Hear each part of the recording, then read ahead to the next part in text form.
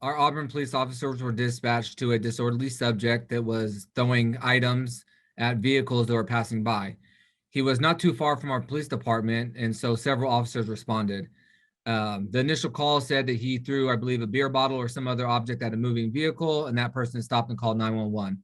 In the state of Washington, where our agency is at, we have a recent legislative update, and there's a House bill that requires us to de-escalate before using force and also to use less lethal tools or options before using physical force to make an arrest. In this situation, we had probable cause to arrest this gentleman for malicious mischief. Several officers were on scene, about 8 to 10 to be more specific.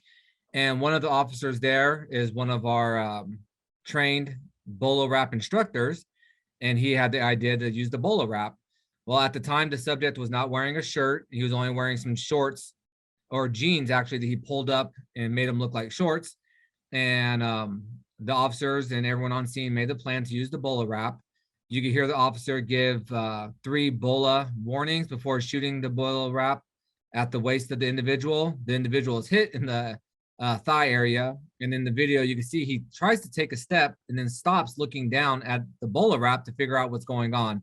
That gives officers the time and opportunity to move in quickly and place him in the handcuffs without anyone being injured. Once the successful application, he took that one step and then he just stood there kind of frozen, not knowing what's going on. So there was no resistance into getting him in the handcuffs, no injury to the officers, no injury to the suspect, and everyone got to go home happy and healthy. There was also some mental health issues along with the criminal aspect of it. And so obviously he could be held responsible for the criminal aspect later, but at this moment, what he needed more than anything was mental health intervention, and that's what he got that night. We call it a remote restraint device. And so it's a tool that's used usually pre-handcuffs, but it's when you have probable cause to arrest somebody, or if it's a mental health incident and you need to get them from, running into traffic or harming themselves, you could use it as a non-lethal and a non-pain compliance tool.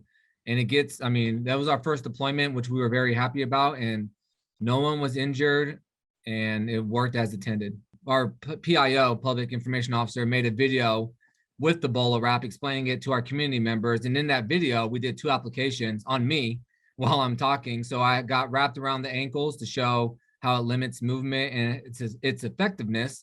And then I got wrapped around, between the elbows and the wrist, the preferred target area, to show the limited mobility when your hands are wrapped or arms are wrapped.